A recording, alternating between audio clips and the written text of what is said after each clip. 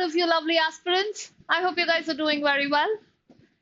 And of course, needless to say, your CAT preparation should and must be going on track. Now, to be able to expedite your preparation, here I come once again with another set of reading comprehensions. Today, we're going to be delving into two of CAT's favorite genres. So, we're going to touch base with sociology and art and aesthetic. You might have seen in the previous year that both of these two genres have been asked quite abundantly, which automatically goes to say that these happen to be CAT's favorite. And if it is their favorite, it will have to be our favorite.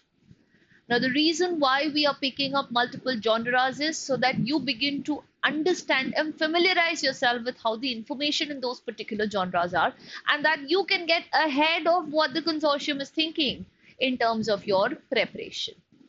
And with that, let us begin with the very first passage. I will walk you through the information in the passage line by line so that it's easy for you to be able to deconstruct and download the idea, because it's important that we know how to read along a genre and to be able to extract the information that's there.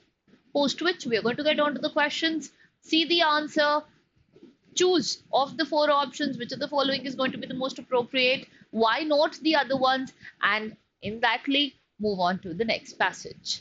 So that's what is up for today's agenda, and with that, let us begin with the very first passage. Now let's start with Black Lives Matter BLM protest spreading across the globe this year. This ought to be a moment when sociologists cast valuable light on how racist thinking affect everyday life. So there is so much of roar about the Black Lives Matter, and now that it's become like a global movement altogether, we have a lot of sociologists who are casting a lot of valuable light. That is, they're really digging deep into how the racist thinking affects the everyday work. Now, everyday life. Sociology is, after all, deeply invested in its others. Racial others, gendered others, economic others, indeed every other is at the focal point of the discipline, even if too narrow a lens is applied when studying some of these social others. And then it simply says sociology is all about knowing the other, be it in the economic term, be it in gender, be it in race, be it in whichever strata or whichever walk of life. To be knowing about what the others have is what sociology is, because if you see the word sociology, it has the word socio, which is society, the study of society and the conduct of the society is what sociology is all about. So it just goes to say that the reason why we do this, because that is what sociology primarily does. Sociology should matter now even more than ever. And now that there are so many discriminations, that are rampant discriminations happening, it's become more important than ever. Yet it disappoints because it doesn't know it's others as well. And yet there is this disappointing factor. Why? Because it doesn't really know the others as well. I should know because I'm black. And I am a sociologist who has had mostly white professors and colleagues attempt to teach me about being black since I was first an undergraduate. Now we know that the author himself is black. So he's also gone through these series of exploitations. And right from his first year, when he was an undergrad, there have always been people, who've been telling him what it is to be a black person. It's an odd position to be in, to find myself the object that many peers make a living of examining.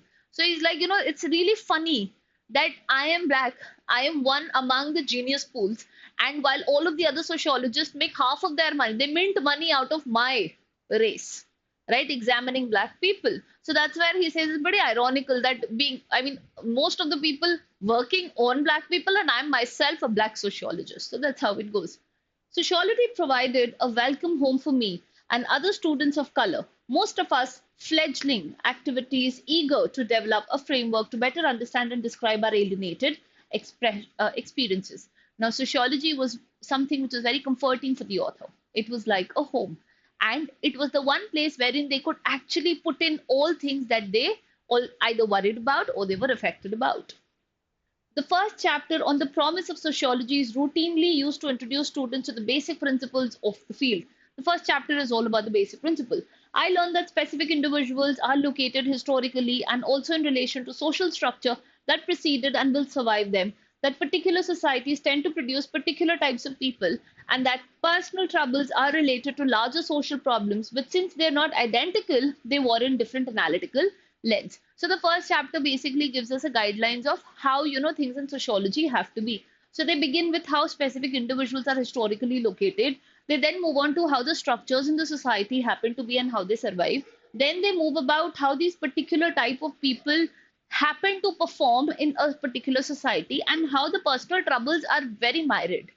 They're very diverse, and which is why not the same principle can be applied to everybody. To each his own is how it is understood. It has always been through a different analytical lens.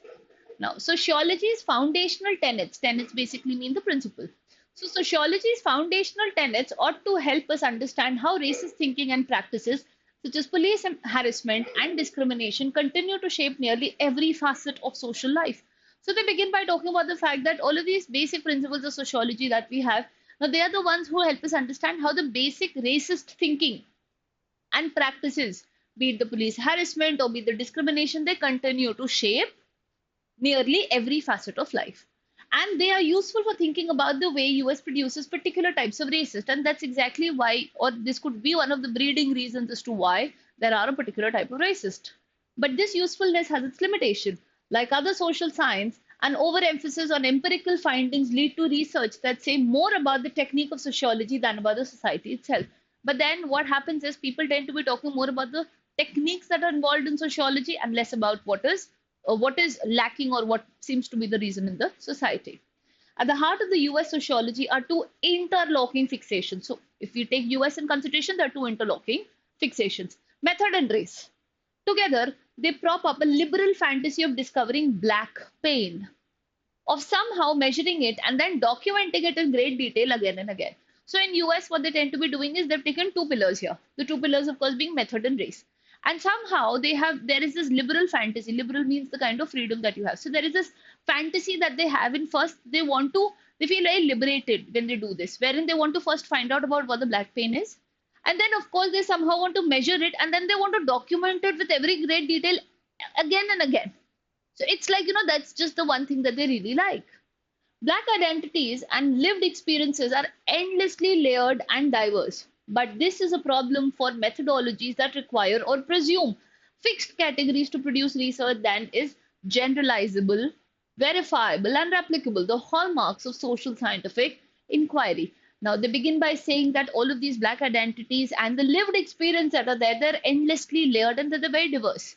But then what the problem over here is the methodology, the way they tend to be approaching it. Because what they do is there are some very fixed criteria to produce research, which is very generalized, it's very verifiable, it's very replicable, and that is what keeps going on. Regardless of whether the work is qualitative or quantitative, it is the purported empirism of the field that separates it from humanities and interdisciplinary studies, encouraging a flattening of Black life that overlooks its diversity and pleasures. So now, regardless of whether it's qualitative or quantitative, what happens is there are so many evidences that they have. Empirism basically means anything that is study that is based on evidences. So there is so much of evidence that they have that they just keep going on and on with that, not or completely bypassing the fact that everybody has their own ways. I mean, to each his own. But then a very standardized practice is what is happening for the Blacks here. Blackness is treated only through the lens of social problems. We are defined by where we fall on the normal distribution or bell curves that tracks how much we adhere to white norms or else remain social outliers. So they begin by talking about for the Blacks, it's always either about, measuring the pain or where exactly do they fit in the society, or it is always about how their treatment is with respect to white. So there are some basic parameters and that is it. I mean, nobody looks beyond those parameters is where the complaint of the passage seems to be. Increasingly, the public face of sociology is dominated by urban ethnography. Now, interestingly, if you see, the public face of sociology is dominated by urban ethnography, that is the urban ethnic distribution that is there. Researchers often flock to this qualitative arena to study race and racism because it promises to reveal stories from the perspective of those being examined. The reason why people tend to be taking this more is because it helps us understand what the diversification of the race is all about. Ethnography allows researchers to delve deeper and to tease out subtleties that are glossed over in official state documents and surveys. The reason why they also do this is because they're able to dig deeper, they're able to find bare facts, a lot of things which are generally glossed over, that is just fabricated by the administration altogether.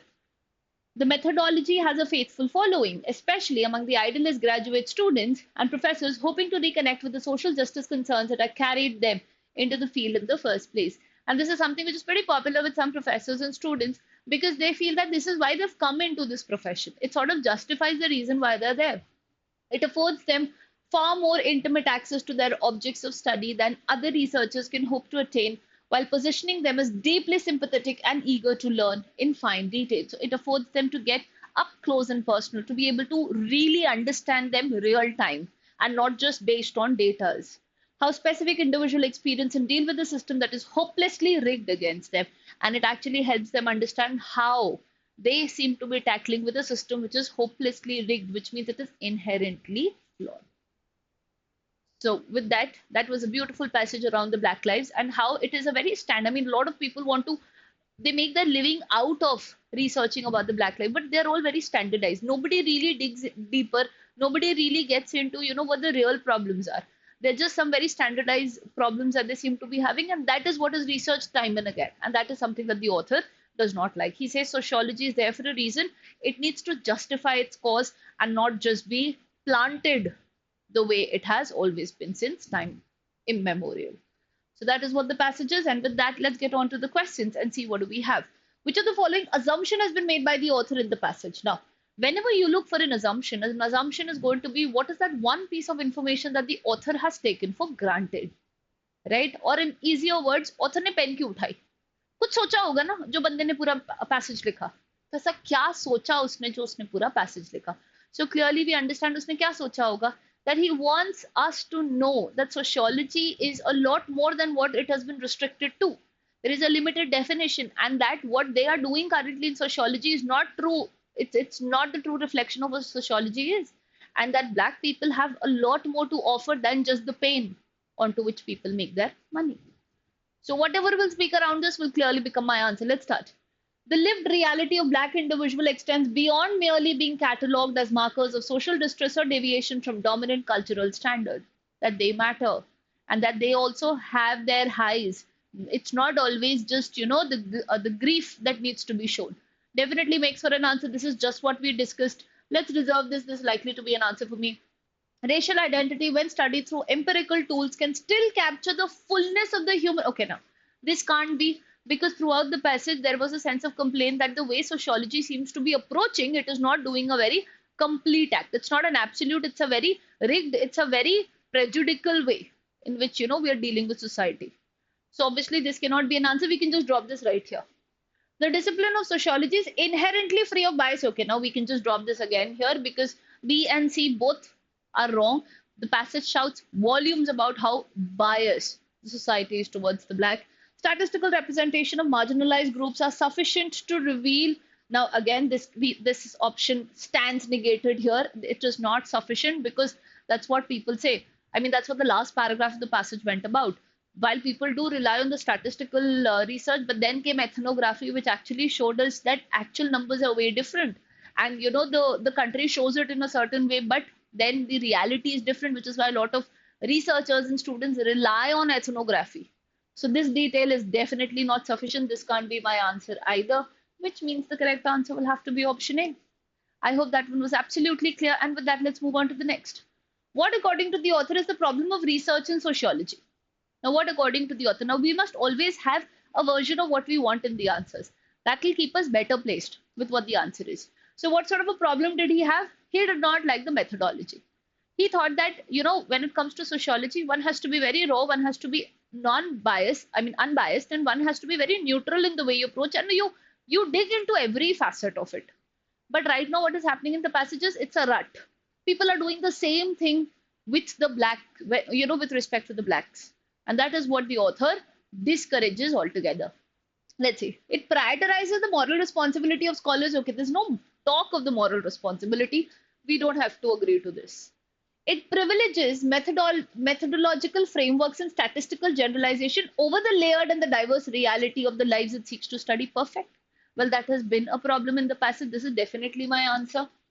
It disregards the influence of social structures altogether, concentrating only on the individual narrative. Now, unfortunately, it is not concentrating on the individual narrative. It is, in fact, just allowing itself to follow the lead of all of the generic experiences.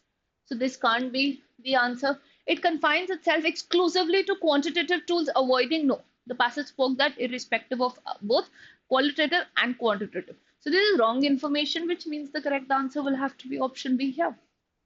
Let's try the next one. Which of the following paradoxes has been highlighted by the author? Now, paradox is going to be a contradiction, right? Now, let's start. Sociology promises neutrality in its investigation, yet it openly embraces political advocacy in its outcomes. Now, it says sociology promises neutrality in its investigation. Well, yes, that is there. Yet it openly embraces political advocacy in its outcomes. Now, throughout the passage, we have not done a political advocacy. It's just that while it does challenge, I mean, while it does, swear by neutrality, but what is happening is it is going a lot by, as per the statistical representation. So nothing really about the political advocacy of it. This is out of scope. The discipline claims to highlight social justice, yet it consistently sidelines discussions of historical inequalities. No, there have been empirical evidence that it is taking into account. So to be able to say that it is sidelining, no, this can't be an answer either. Sociological research prides itself on empirical objectivity, yet it relies heavily on subjective interpretation. Now, this is wrong because throughout the passage, it was not about subjective interpretation. It was heavily on the objective bit of it. So this can't be an answer, which means the answer will have to be D. Now, let's see. Ethnography is designed to cultivate closeness and understanding with marginalized communities, yet it frequently reproduces distance and exploitation in the very act of studying them. Well, yes, because the forces of the society are such that one is naturally pushed towards empirical data and a lot less towards subjective data. So very well done there. The answer is going to be option D. And the last one for this passage, which is following, is the main argument of the passage about the blackness. The primary argument, the main bone of contention. The portrayal of the black identity in sociology has shifted towards celebrating cultural achievement. Okay, the passage was not a positive passage. It was a criticizing passage, so A can't be an answer. The discipline predominantly frames blackness through the prism of the social problems and statistical deviations, neglecting its diversity, richness, and the lived complexity. Perfect. Yahi to hai hamara mudda. So this is likely to be an answer for me. Let's reserve this. Black identity has been fully integrated into, okay, explicit plus fully integrated. It was fully integrated, which means we consider them as are equal, but that's not what it is. The status quo is very badly shaken. So this can't be an answer. Empirical research in sociology has successfully overcome earlier biases. No, in fact, it has reinforced the existing biases. So this can't be an answer either, which means the correct answer is going to be option B. Now, the moment you find a trigger in the option, drop the option there and there. There is no reason for you to read the passage, I mean the option in entirety. It doesn't make it right. One word is enough for you to drop it. Always remember that. All right, and with that, let's get on to the next passage that we have. Albert Einstein's theory of general relativity is a century old next year. And as far as the test of time is concerned, it seems to have done rather well. It has stood the test of time. It's going to be a century old. It's going to be more than 100 years, which is going to be next year. For many, indeed, it doesn't merely hold up. It is the archetype of what a scientific theory should look like. For many, indeed, it doesn't really hold up. They're like, no, this is how it needs to be. It has to withstand the test of time. Einstein's achievement was to explain gravity as a geometric phenomena, a force that results from the distortion of space and time by matter and energy, compelling objects and light itself to move along particular paths as much as rivers are constrained by the topography of the landscape. So he basically wanted to show a geometrical path to it. General relativity departs from classical Newtonian mechanics and from ordinary intuitions alike, but its predictions have been verified countless times. In short, it is the business. So there have been a lot of contradictions also that have come along, but time and again, that is what has proved it right, which is why it is literally, in short, it is the business. That is just how now science works. Einstein himself seemed rather indifferent to the experimental test, however. Now, he was not very, moved by the kind of experiment that he did. The first came in 1919 when the British physicist Arthur Eddington observed the sun's gravity bending starlight during a solar eclipse. What if those results hadn't agreed with the theory? Some accuse Eddington of cherry picking the figures anyway, but that's another story. So a lot of people come and say that no, he's He sort of forged the data. He's cherry picked all the things that he needed, and that's how he's come to that conclusion. But then the author is like, that's for another day. Then, said Einstein, I would have been sorry for the dear Lord, for the theory is correct. And and then he would have just, the author just goes about by saying that what if the results hadn't agreed with the theory? What if it would have so happened? Then Einstein would have been like, it's okay, I would have agreed to that. But somehow it is always Einstein's theory that takes lead. That was Einstein all over. As the Danish physicist Niels Bohr commented at the time, he was a little too fond of telling God what to do. So he had this pompous attitude to himself. He always wanted to be the one to tell God, okay, this is how things are supposed to be. But this wasn't sheer arrogance, not parental pride in his theory. The reason Einstein felt general relativity must be right is that it was too beautiful a theory to be wrong. But it's not that he wanted to defy God or he wanted to be God himself.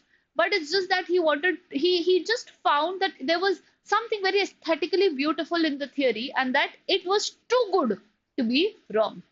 This sort of talk both delights today's physicists and makes them a little nervous. After all, isn't experiment, nature itself, supposed to determine truth in science? And now this is what dodges the physicists in today's times. Because they think that isn't nature supposed to be all about science? Isn't it supposed to be verified? What does beauty have to do with it? Where does beauty element come? Aesthetic judgment is not do not arbitrate scientific discourse. The string theorist Brian Greene reassures his readers in The Elegant Universe 99, the most prominent work of physics exposition in the recent years. And aesthetic judgments have no place in science. That is what this guy goes to say. Ultimately, theories are judged by how they fare when faced with cold, hard experimental facts. Ultimately, if there is a theory, it has to be, it has to be tested for all of the aspects that it has, and it needs to withstand all of it.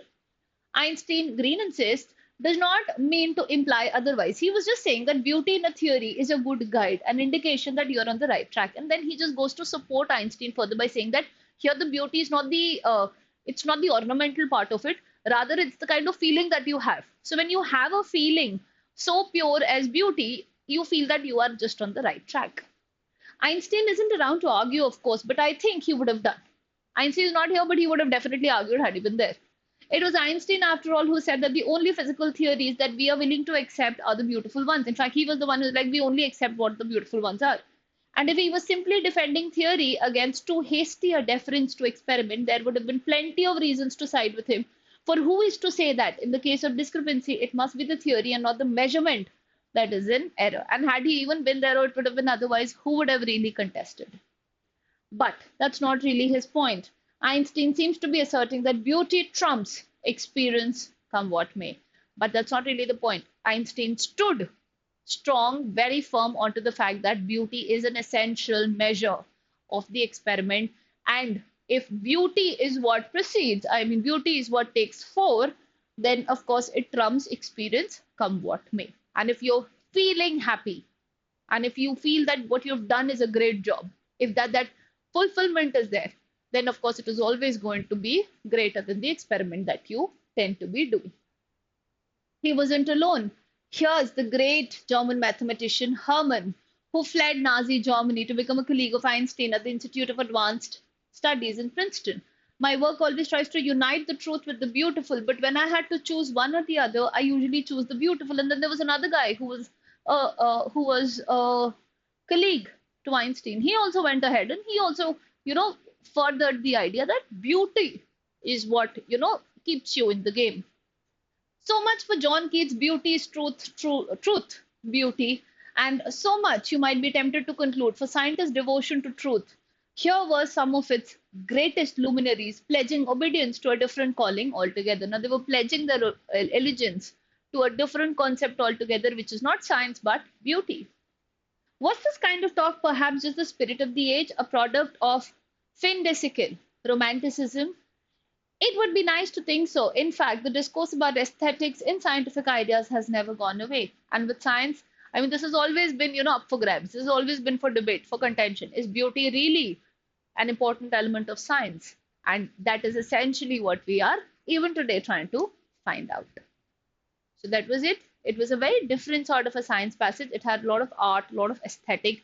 The fact that can something as experimental as science also be, also be masked with beauty? And can beauty really take the forefront? So that is what the passage was about. Let's get on to the questions. One of the favorite questions of Cat. Which of the following set of three keywords are going to best represent? Let's start. Beauty, relativity, truth. Relativity से Einstein आ गया. Truth, yes. Is it something? I mean, what exactly defines what the truth is? And beauty being our protagonist, because the passage was around beauty altogether, definitely makes for an answer. Let's keep this. Experiment, validation, measurement. I want beauty. I want that element. Romanticism, philosophy, mathematics. No. Romance is not what my arena was. Verification, arrogance, evidence. No. We have nothing about the Einstein. The protagonist is Einstein and how much he nurtured beauty in the experiment. So this can't be an answer either. I think this was not a catch answer at all. The answer will have to be option A. Which of the following is the best addition to the passage? If I were to add after the last line, which of the following is it going to be? Recent debates in modern physics, such as those surrounding string theory, show how aesthetic considerations often shape research agendas even when decisive experimental evidence is absent. We don't have a lot of evidence, but there is an element of beauty, aesthetic involved, and that is what leads it further. The last line of the passage was all about how much of the role does beauty have to play. So obviously we'll have to continue on that. Makes sense. A can definitely be a potential answer for us. Let's keep this. The history of science is full of instances where aesthetic appeal led directly to false conclusion. No, no contradiction. Many philosophers of science now argue that aesthetic is entirely irrelevant. Okay, now this can't be an answer at all. The general acceptance to relativity proves that aesthetic charm alone is insufficient. No, the passage went about by saying that aesthetic charm can sometimes, just be enough reason to sustain the experiment. So again, there's no reason for me to read any further because I found my red flags. I found these words which are trigger enough for me to not choose it. Which of the following statement would the author most likely agree with? So we'll do a true and false, and that's how we'll get to the answer. Experimental verification alone offers the clearest safeguard. No, there has to be aesthetic inclination. So it cannot be alone. This can't be an answer. The reverence some scientists show for elegance in theory is a romantic relic, unlike to survive the hard discipline of empirical. No, it is very likely to survive. And that is what the passage is about. So here it says that ultimately what is going to survive will be the evidence, not the romance. I mean, not the kind of love or the beauty or the affection that you have towards the experiment, but no, it was both. Experiential experience is what it was all about. The authority of beauty in science is absolute, and empirical finding that contradicts a beautiful theory must necessarily be discarded. No, we didn't say that. We just said that, it's the beauty. If there is something about the beauty, you are most likely to be on the right track. But there's no definitive way that you can just discard the other ones because if a beauty wala element reject ho gaya to answer hi galat hai. That's not what it said. The unresolved tension between aesthetic allure and empirical rigor continues to trouble the scientific community, exposing its unease about the foundation of truth. This is still up for debate. This is still something which is contentious in nature. So it is going to be option D. And the last question, which of the following can be inferred from the passage and inferences from the said about the unsaid? Let's see. The ultimate test of any scientific idea is measurement, and all the other considerations, including these, are irrelevant. Can never be an answer for me. Reverence for beauty in scientific reasoning has always been a superficial cultural tendency quickly abandoned. No, it was never abandoned. We had so many people who have actually affirmed and attested onto the fact that aesthetic is an important element. The shaping of scientific knowledge does not depend exclusively on experimental proof. An undercurrent of aesthetic judgment quietly influences the discourse. It's a mix of both. Perfect. Scientists who insist on the supremacy of beauty over verification merely display no. In fact, the author went about by saying for Einstein also, he was not arrogant. He was just so mesmerized with the beauty of the experiment that he thought that if something is so beautiful, it is very hard for it to be wrong. That is how it is. So this can't be an answer either, which means the correct answer is going to be option C. And with that, we come to an end to two very amazing passages. I hope all of this was absolutely clear and that you've understood it to the last full stop. If there be any doubt, please do reach out to me and let me know. I'm going to see you guys very soon with two more genres, which again are going to be Kat's favorite. But until then, please make sure you're using the week to be reading extensively on both of these genres because these cannot be missed. Thank you so much for giving me your valuable time. I'm going to see you guys very soon. Thank you so much once again.